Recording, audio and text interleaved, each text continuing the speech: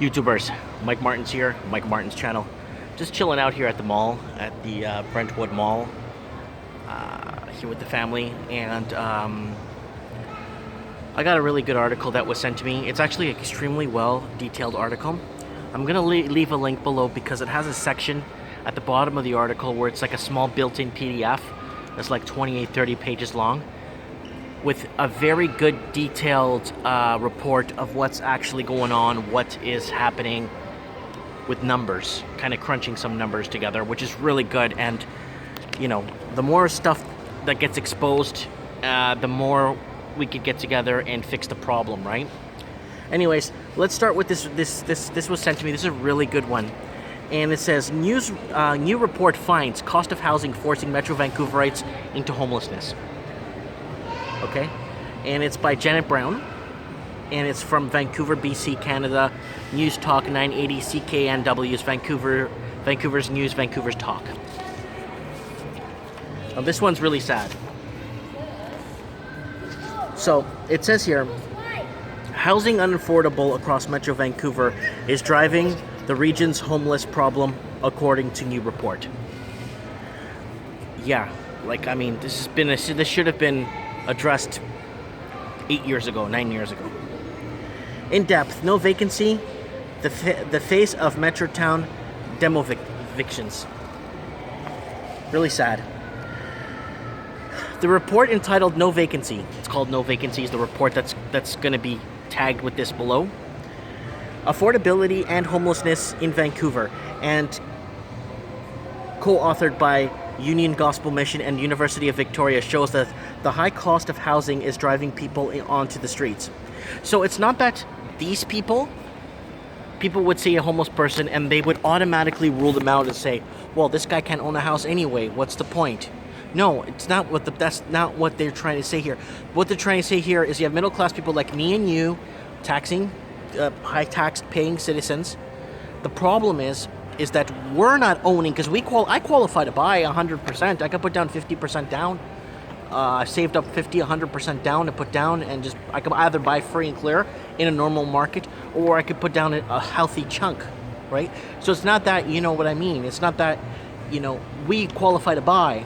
And what's happening is because we're renting, and everybody around me, and if you look at my yesterday's video, I was talking about this homelessness problem. Okay, it's becoming a bigger problem, and this issue is huge. And I think this is way beyond the government's capacity to fix now. I think it's way beyond, and I think community needs to come together and have public meetings and public awareness meetings to discuss the problem and go from there. So it says that Vancouverites show the cost of housing is driving people onto the streets, creating backlogs in shelters and preventing others from getting into services like addiction recovery. So that's extremely, extremely sad. And I was talking about this in yesterday's show, and then boom, this article comes up a few hours later. The report says that vacancy rates for most affordable rental units are below the 1% across Metro Vancouver. Yes. Now, with the 1 out of 3 or 1 out of 5 houses being empty for investment purposes, that's another tax on the system. Not tax as in money, but another straw on the camel's. It's piling up. So the vacant homes, the middle class citizens that should own and don't own, it's I could have easily bought 4 or 5 houses. And I'm being very conservative, and I could have rented them out. I could have made some basement suites. I could have bought and then help with the renting problem. You know what I'm saying? Let's continue here. But with the housing premium, it warns shelters across the region as also bursting at the seams, filled to 97% capacity. This is the article I read the other day too. The Union Gospel Mission turnaways are 25% over the last visit. Squatters order, read more, watch this. Squatters ordered to vacate homeless camp in Abbotsford. I'm going to get into that later. The number of women using shelters is also up. The report also finds that declining numbers of affordable bachelor suites in the region, defined as cheaper than $750 a month, along with the waiting list of 10,000 strong of people on the province's housing registry waiting for affordable housing. So there's a really detailed graph that depicts from 2010 to now, and the total bachelor units available in Vancouver.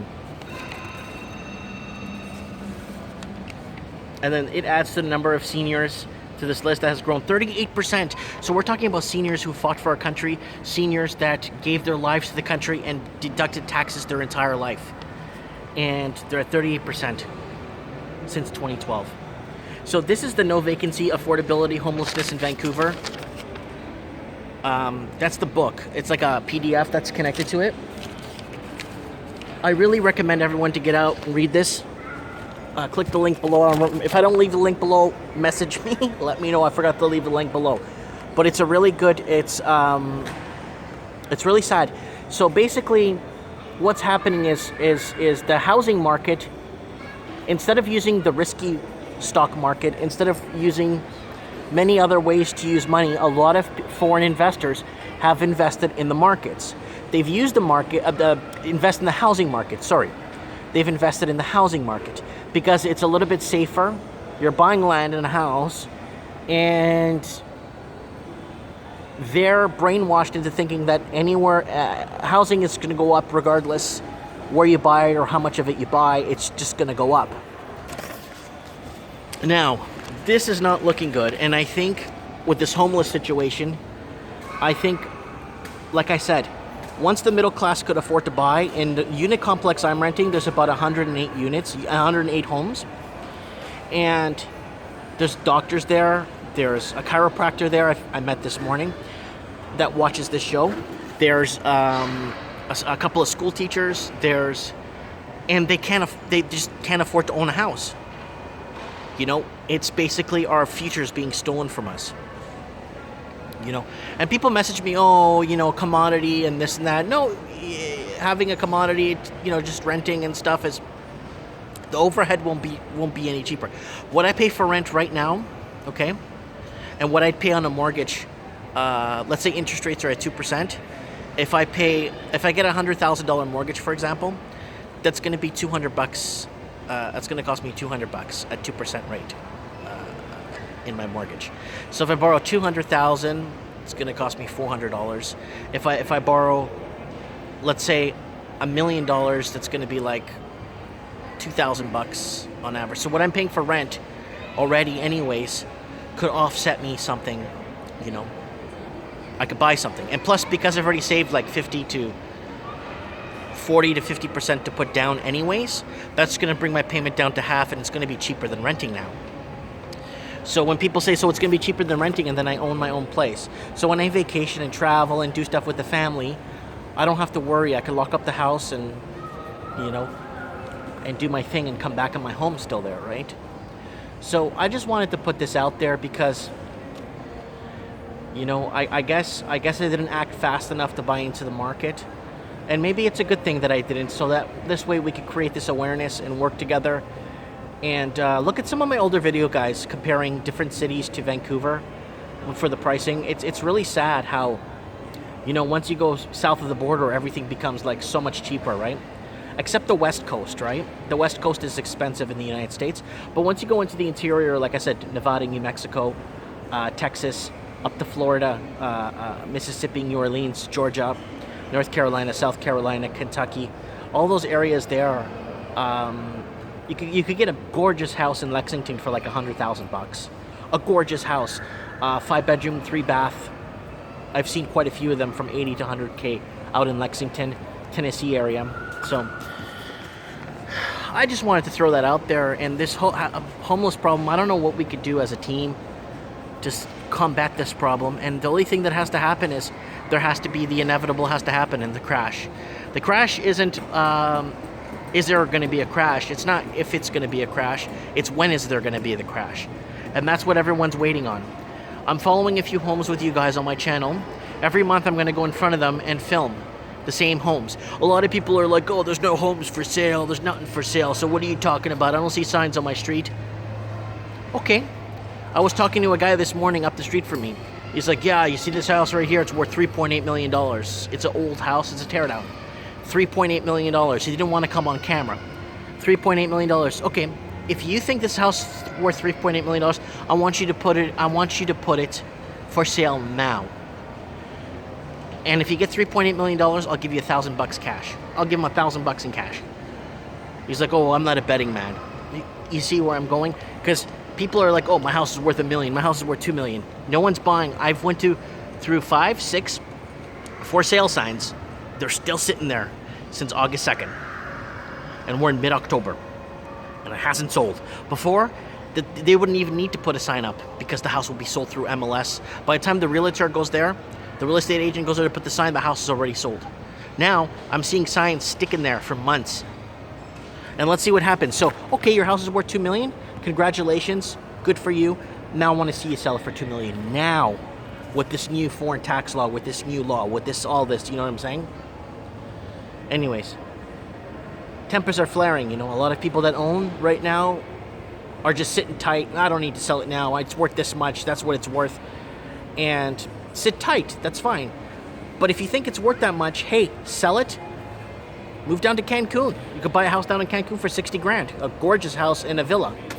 So, I mean, if you could get $2-3 million, what are you going to stay here and pay taxes for when you could pick up a villa, or you can move to the Azores, or you can move to Portugal, you can move to Spain or France, and you could buy a place there for under 100,000 euros. And you can live the rest of your life with 2 cars and money for food. Anyways, let me know what you guys think about this housing issue. If this housing issue, I think it's really sad because when I go downtown, I'm going to go downtown to some of the really rough areas and show you guys some of the youth that's down there. The youth is beyond 15, 16, 17, 18, 19, 20 years old, and I'm being very conservative with those ages too. And then there's a lot of, younger women turning towards prostitution to make money. It's really sad. It breaks my heart, and I'm raising 2 children right now, and it is heartbreaking. Anyways, guys, let me know what you guys think about this transmission. Let me know. Read this article, guys, the full book below. Let me know what you guys think about this problem. Is there some sort of a group? I know the shelters exist, but is there some sort of an awareness group that could put some sort of, awareness in the community or something? Because I think building, like if you look at my old villa, building more homeless shelters isn't going to solve the problem. I think lowering the prices on the homes so the middle class could own a home, thus allowing more rental units available. Anyways, guys, because the houses are all vacant anyways. Because people ask me, oh, then where are the owners of the house going to stay? They don't even live here. They don't even live there. There's like 10 empty houses in a row. Anyways, guys, thanks for watching, and don't forget to hit the subscribe button. Bye.